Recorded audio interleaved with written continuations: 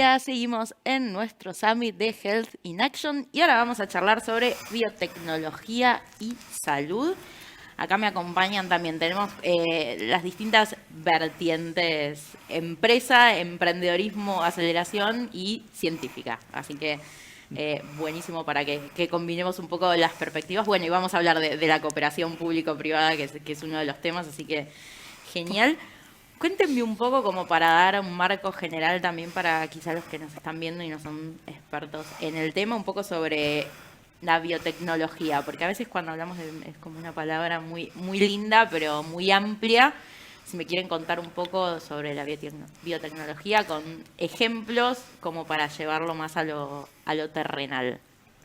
¿Yo? Si me permitís. Si Sí, me claro. permiten Iba a preguntar mis quién quiere romper el colegas. hielo, Claro, así que perfecto. Vengo preparado. Listo.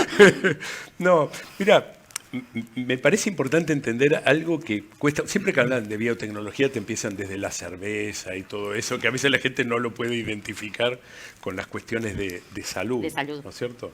Pero me parece que hay un tema que es central que hay que entender, es que el código genético es universal. Que es una cosa que es difícil de entender, porque nosotros entre personas hablamos diferentes idiomas, tenemos diferentes palabras, diferentes expresiones, pero no así la vida. Entonces, todos los genes, desde un virus hasta un mamífero, la manera en que leen la información genética es la misma. Por lo tanto, yo puedo tomar, hipotéticamente, una información genética de algún lado, ponerla en otro contexto, o sea, de un ser vivo en otro, y hacer que ese mismo organismo lea esa información. Y sobre eso se basa toda la biotecnología. Y tomando en cuenta, por ejemplo, y te doy un ejemplo concreto que creo que todo el mundo entiende, que es el de la insulina. Si vos tenés una carencia o tu organismo no es capaz de producir insulina, históricamente se sabe y se ha hecho es suplementar esa falta de insulina tomando insulina, por ejemplo, extractiva, extrayéndola de animales como cerdos, por ejemplo. Ahora, eso tiene una dificultad, que es la cantidad que produce el animal, la dificultad de pureza, los riesgos que puede tener eso en términos de enfermedades zoonóticas, y además el riesgo de que tu organismo no lo reconozca como propio y a la larga lo empiece a rechazar, ese aditivo, esa cosa que viene de afuera. En cambio, si vos tomás una bacteria o una levadura que crece rápido, que crece fácil, que te crece en un tanque. Perdón que te lo hago un poco largo, pero ya termino. No. Y tomo el gen que expresa la insulina y lo pongo en esa bacteria. La bacteria, además de vivir felizmente y hacer todo, producir todos los genes que necesita para su propia replicación y para su propia vida, va a hacer insulina también. Con la diferencia de que, a diferencia de extractivo, yo lo voy a poder hacer en un contexto que se exprese mucho, que genere una cantidad grande, y por lo tanto la voy a poder purificar más fácil y tener una fuente ilimitada, ¿no es cierto?, de producto. Y en eso se sustenta la biotecnología desde los 80s a esta parte. No sé si quieren agregarle. Perfecto, siento que sí. No, por ahí la definición general de la biotecnología, que es la tecnología que utiliza sistemas biológicos o organismos vivos o derivados para generar nuevos productos o modificar procesos que se apliquen o en alimentos, o en agricultura, o en la medicina, en la salud. Así como en términos generales. Y como ejemplos, bueno, el caso de la vacuna del RNA, de los adenovirus y las vacunas que utilizamos para la pandemia, son producto de estudios y, que utilizan estas herramientas biotecnológicas. Es tomar, primero conocer qué es lo que sucede adentro de una célula y utilizar parte de eso para aplicarlo en la salud, por ejemplo, y crear una vacuna o generar kit diagnósticos o tratamientos, nuevos tratamientos quizás dirigidos y especializados, personalizados, como se le dice ahora. Así es. Bueno, eso, básicamente, como ejemplos. No, Perfecto, y para agregar algo, siempre termino en el compromiso de estar hablando de biotecnología frente a científicos, ¿no? Sí, O sea, que bueno, yo sin también. ser- Acá estamos los dos Así en la que siempre misma. ahí voy Yo pisando. estoy preguntando, pero tampoco. Pisando muy despacio. Pero agregando lo que explicaban ellos, lo que está pasando hoy con la biotecnología es muy potente porque en los 80 y en los últimos 40 años, siempre las dificultades respecto a la biotecnología fue cómo entender ese código genético, cómo interactuar con ese, cómo manipular ese código genético y cómo pasar del mundo biológico a lo digital. Esos tres ejes, esos tres pilares de la biotecnología, hoy están en un momento que explotó, porque el costo de entender ese código genético Claro. descendió dramáticamente hace 30, 20 y pico de años cuando se conoció el genoma humano, fue de 100 millones de dólares y hoy vale unos cientos de dólares tener esa información.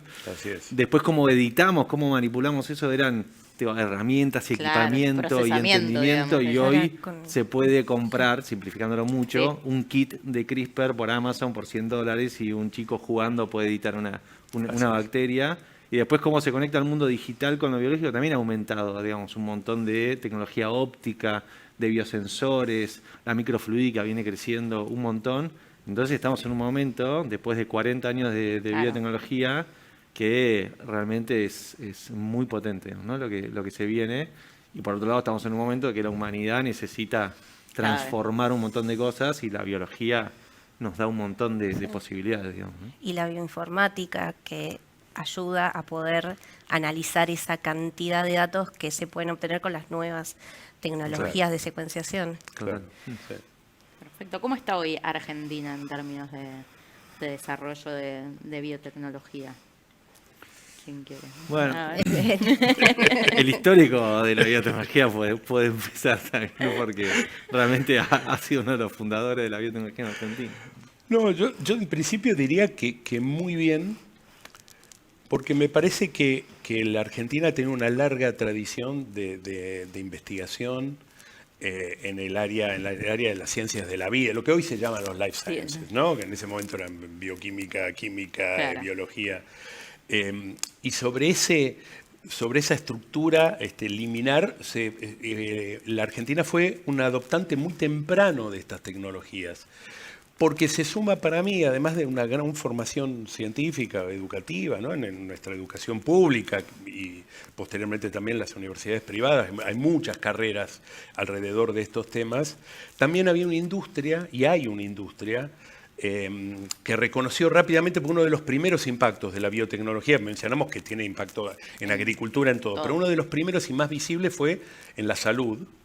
Y la Argentina tenía una infraestructura y una industria nacional farmacéutica que reconoció rápidamente que eso podía ser de interés y muy rápidamente adoptó y trajo investigadores a trabajar en la industria. O sea que, y esa es una tradición que ha continuado, que ha crecido, hay muchísimos grupos, hay varias empresas y la investigación también ha aumentado muchísimo. Así que te diría que la Argentina es un país que sigue teniendo ventajas competitivas, sobre todo en comparación regional. ¿no es Regional, cierto? claro. Sí, quiero reforzar Sí, el sí, hecho sí. de el recorrido y la inversión que hizo la Argentina, que hicimos como país, que hoy nos destaca, poniéndolo en números, el ratio de investigadores por millón de habitantes que tiene Argentina, desde unos 1.300. Abajo de eso viene Brasil con entre 800 y 900, después Chile 500 y Así es. México y Mucha Colombia unos diferencia, además. 300. ¿No? Tenemos una masa crítica de investigadores. Y aparte, no solamente masa crítica, sino una tradición de excelencia, el famoso recurso de los premios Nobel en ciencia ¿Cuántos? Sí, sí. de la Argentina, pero más allá de los premios Nobel, se siguen destacando los científicos. Bueno, Eso te iba a decir.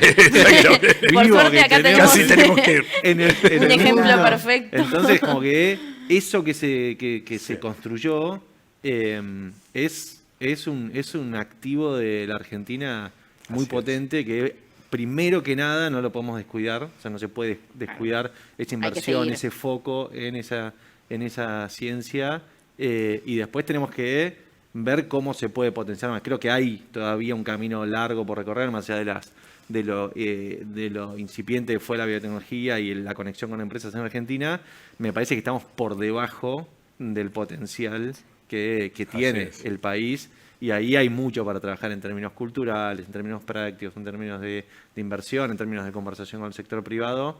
Creo que tenemos mucho recorrido por hacer, y ahí también no solamente hay una oportunidad, sino también hay un riesgo, porque ese activo hoy es volátil, ¿no? En términos de a dónde va a poder ofrecer ese potencial. Eso te iba a decir, es de como hablamos muchas veces con el sector tecnológico, hoy la competencia es mundial. La competencia es mundial y el acceso al talento es mundial, y hoy la bioinformática se puede vender desde Argentina hacia el mundo, claro. Y tal vez se nos escapa. Se deslocaliza, ¿no? Se deslocaliza, claro. Claro. Sí, yo lo que noto en este último tiempo es que muchos investigadores que históricamente se dedicaron, o sea, con formación académica y que se dedicaron a la investigación básica, están pudiendo o se están animando a generar proyectos, y veo que se empieza a ver un poco más de vínculo entre el sector privado y el público. Obviamente creo que falta, como decís, o sea, pero es algo a trabajar que creo que puede ayudar mucho a potenciar y a desarrollar más tecnología. Y un mayor reconocimiento social del investigador de trabajar para la industria y de hacer una aplicación práctica de lo que ha aprendido y de lo que el sistema le ha dado, ¿no? Hay un conocimiento embalsado en el sistema público que está percolando, está bajando a la industria. Y además hay un resultado concreto, ¿no? Porque hay impacto, o sea, hay producción nacional de biofármacos de alta complejidad, ha tenido un impacto sobre la necesidad de dólares de la Argentina para importar, ha tenido un impacto en precios, ha tenido un impacto en el acceso de los pacientes a los medicamentos. O sea que en la medida que eso se note más, también de alguna manera es como el retorno de la inversión, y me refiero, como decía Matías, ¿no? De la inversión del país, ¿no? En su conjunto, en el sector público y en el sector privado.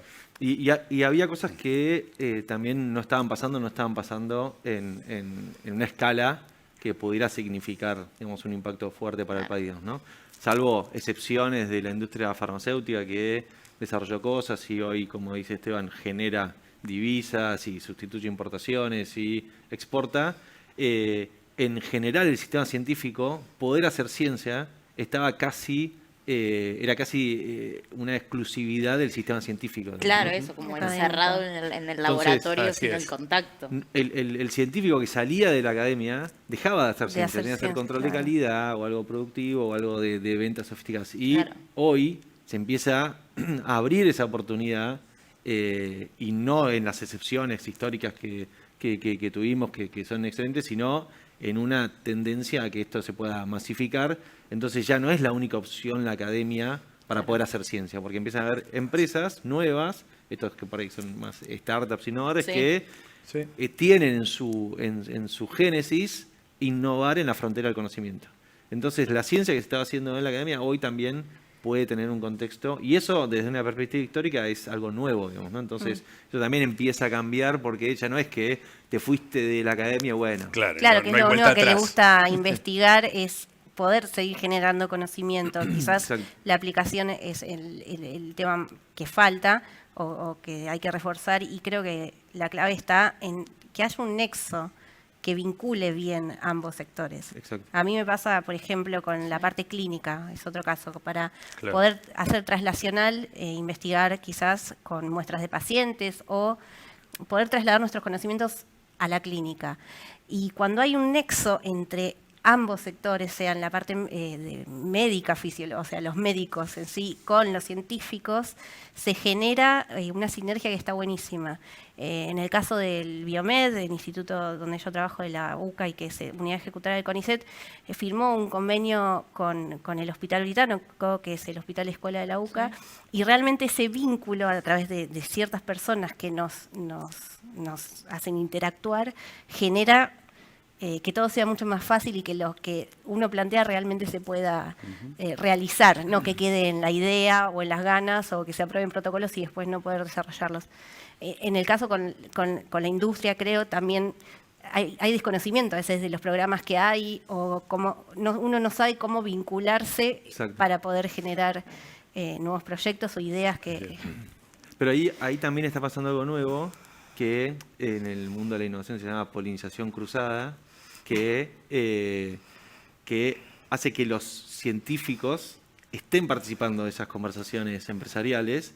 Entonces, poder entender la dinámica desde adentro, cómo funciona, va a poder generar puentes como mucho más fluidos hacia el sistema que hoy nosotros tenemos 56 empresas, todas las empresas están fundadas por científicos. Por científicos, eso ¿no? está buenísimo, Entonces, porque es como un cambio de... El científico está desde adentro, entendiendo el lenguaje, entendiendo las dinámicas, y va a ser un mucho mejor traductor ese científico con el sistema que el que viene del negocio tiene que también adaptarse al lenguaje de la ciencia, ¿no? Entonces eso también tiene que crecer, esa polinización cruzada, para que sea más fácil generar, y aparte también hay que innovar y hay que hacer un montón de cosas, ¿no? Pero me parece que participen más científicos en esa conversación acelera el proceso, digamos, ¿no? Perfecto. Y hay más interés del lado de los inversores también, digo, digo, vos trabajar con el ecosistema emprendedor. Capaz no es el mejor momento ahora, justo global, digo, no solo para el sector, sino a nivel global estamos como un poco complicados, pero si descontamos como este momento puntual que venimos, hablando más en general. Sí. Bueno, ahora no hay inversión para nadie, en ningún lado. No, en términos absolutos de la industria, claramente hay una tendencia exponencial creciente del interés de los inversores y de las inversiones en sí mismas en este tipo de emprendimientos a nivel global. A nivel Latinoamérica, digamos, crece un poco más suave esa curva.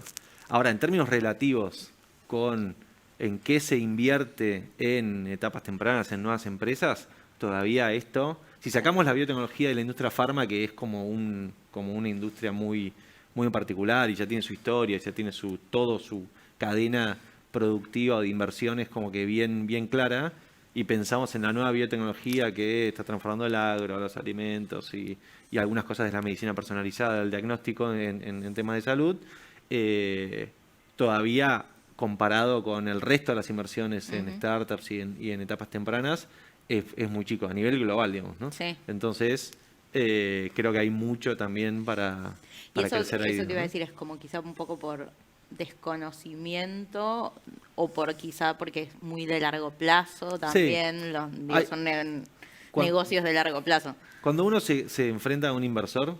Claro. El inversor tiene que entender a dónde está entrando, por qué, ¿no? Sí, por qué le atrae de eso, pero sobre todo tiene que entender cómo sale de ahí. El éxito. Claro, cómo sale de esa inversión. Por más que sea una inversión de largo plazo, no importa, digamos, hay diferentes formas de invertir a más corto y largo plazo, y los inversores tienen su portfolio y administran, bueno, esto lo puedo poner a 10 años, esto a 15, pero esta nueva industria, estas nuevas startups biotecnológicas globales están todavía muy nuevas en ese circuito. Vos vas a la biotecnología farma y vos sabés, dice, bueno, yo pongo $1 acá, $1 acá y tengo X probabilidad de que ocurra si lo puse en tal cosa o tal otra, ¿no? Porque hay una historia y hay datos ya históricos que te permiten poder hacer una econometría de qué ocurriría con esa inversión. Todavía en esta nueva generación que se apoya en esos 3 pilares y en toda esta revolución que está ocurriendo, no tiene todo el circuito completo de cómo se entra y cómo se sale. Los fundamentals de qué está pasando en el mundo te dicen, digo, esto va a ocurrir, digo, no puede no ocurrir. Pero bueno, hasta que no se entienda cómo es esos porcentajes, es más difícil todavía para que ese mundo inversor se vuelque con mayor agresividad hacia estas cosas. Pero bueno, nosotros estamos ahí jugados ahí, así que van a seguir. Y Esteban, en el caso de ustedes, ¿qué están desarrollando en esta disciplina? Y también un poco las áreas en las que trabajan y cómo deciden en qué áreas trabajar y en qué, porque ese también me imagino que debe ser como un proceso. Mira, nuestro grupo tiene, te diría, como 2, o si querés, un centro conceptual que es acceso. Vos lo que estás viendo, una de las consecuencias del avance de la biotecnología ha sido, si querés, un efecto secundario, como diríamos en farma, un efecto adverso, es que estos son medicamentos en general de muy alto costo y de un acceso restringido, ¿cierto? Por eso mismo, por el bajo costo, porque están en manos de una oferta de pocos laboratorios. Entonces, nuestra empresa, el foco central en todas las divisiones es el acceso. Y el acceso se logra con dos inversiones fundamentales, en la industrial y en la investigación y el desarrollo. Entonces, nosotros tenemos varias fábricas en el mundo, más de 20, 5 o 6 centros de investigación y desarrollo. O sea que así es como se encara el mundo farma. Claro. Lo que obviamente nosotros estamos mirando con muchísimo interés, o sea, tenemos un foco muy fuerte en en los biosimilares de segunda generación, unas moléculas de un cierto nivel de complejidad, como los anticuerpos monoclonales, que se usan en oncología y demás. Pero estamos viendo desarrollos muy interesantes en esto de una medicina de una enorme precisión. Cuando hablábamos de biotecnología, y perdóname, tomo un minuto más, pero cuando hablábamos de biotecnología y te hablaba yo de la proteína, de la insulina, de verdad uno puede intervenir a varios niveles en un sistema biológico. Puede intervenir a nivel de la proteína, que es el resultado de la información genética. Podés intervenir a nivel del mensajero, que es el que lleva la información genética para que se convierta en proteína, o podés intervenir a nivel de la propia información genética, de los genes, del ADN, ¿no? Que hablamos tanto. Y hay terapias hoy que atacan estos tres niveles y con una precisión y con una exquisitez que, perdón, a mí como que entusiasma, es asombroso la evolución, sobre todo para los que somos más viejos, los que arrancamos clonando unos genes hace 40 años y estamos viendo este nivel de sofisticación. Entonces, estamos mirando muchísimo las terapias estas de precisión, de modificaciones de RNA, de modificaciones a nivel de ADN y, por supuesto, de la producción de las proteínas, ¿no? O sea, hay que tener en cuenta, y me parece que una de las cosas que vos mencionaste al principio, la inversión industrial es significativa. Estás hablando de fábricas de 30 millones, de 40 millones, y eso, por suerte, la industria farmacéutica nacional es competitiva y es global de mirada. Entonces eso permite que estas inversiones ocurran en Argentina también, ¿no? Y ahí ese es el foco que pone Esteban en la accesibilidad, ¿no? Y este caso súper exitoso de Grupo Insud también te muestra una gran oportunidad para Argentina como país emergente.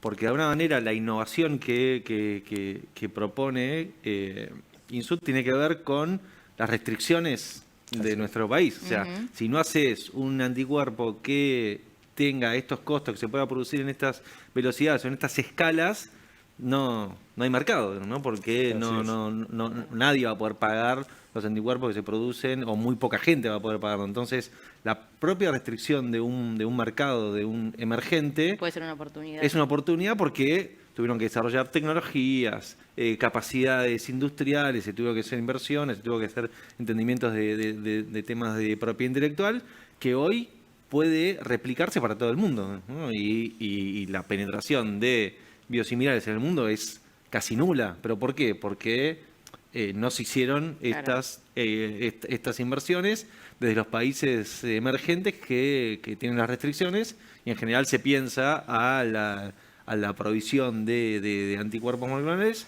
desde los países centrales, que los mercados que tienen son suficientes para poder hacer los desarrollos que hacen y hacerlos y tener los precios que tienen, digamos, ¿no? Es un poco, nosotros lo llamamos el paradigma invertido, ¿no? Claro. Porque estamos yendo desde la periferia hacia adentro y nosotros arrancamos hace 10 años y ahora estamos exportando a Europa nuestros anticuerpos. Que también te habla de que en este mundo global vos podés, con gente en Argentina, cumplir con todos los estándares que ocurren en todo el mundo, ¿no? Y por ejemplo, en diagnósticos, ¿no? Los problemas logísticos que tenemos nosotros, los problemas de accesibilidad, son oportunidades, porque hoy me están diciendo, bueno, no, pongo una muestra, viene FedEx, lo retira, me lo trae el día siguiente, lo lleva a un laboratorio central, y esto ocurre, entonces no nos encontramos con estas restricciones.